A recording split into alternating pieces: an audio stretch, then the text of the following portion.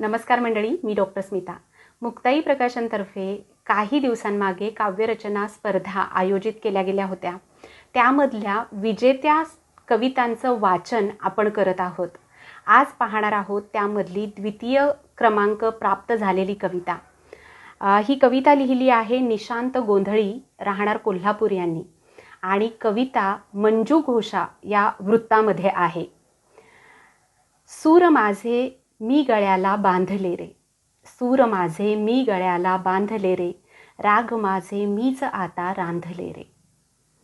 तीच होती त्याच वेळी संगतीला, तीच होती त्याच वेळी संगतीला, रोमरोमी भाव माझे सांडले रे.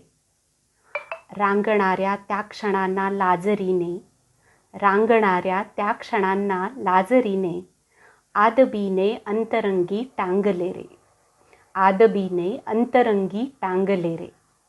भारलेला डोह माझा या मिठीने, भारलेला डोह माझा या मिठीने, हीन सारे या सुखाने पांगले रे, हीन सारे या सुखाने पांगले रे.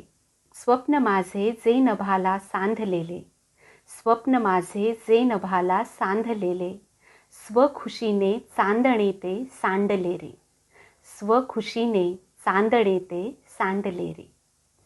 ही कविता आहे निशांत गोंधळी यांची. खूप खूप अभिनंदन तुमचं, आणि तुम्हा सर्वांचे सुद्धा खूप खूप धन्यवाद.